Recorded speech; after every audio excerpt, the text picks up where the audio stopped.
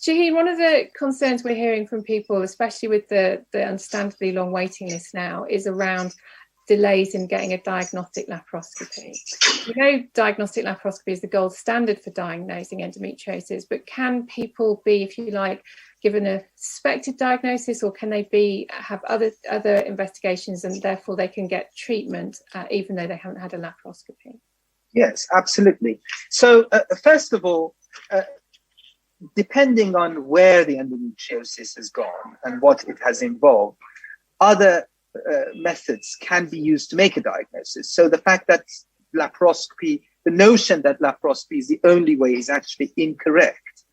For example, if you have an endometrioma, which means your ovary contains chocolate cysts or an ovarian cyst of endometriosis, that can be diagnosed by ultrasound scan. Most ultrasonographers will be familiar with that.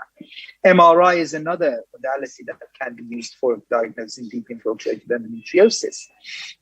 And I think if that as one piece of the puzzle is put together with the history, which is probably the most important piece of the puzzle, listening to the patient, listening to the symptoms, and then examining the patient, somebody who has an interest in endometriosis, it can really increase the accuracy of the diagnosis. But having done all of that, we sometimes have to rely on a laparoscopy to diagnose. Now, the question is, how urgently can that be done? Well, ideally soon, but I don't think people should worry or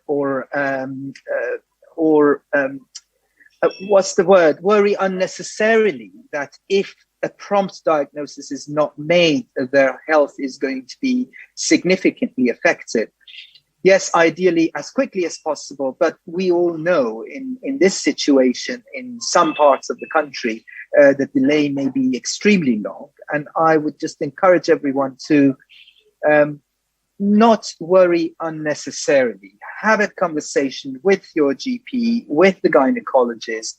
Talk about other ways of managing your symptoms whilst you're waiting for a final diagnosis.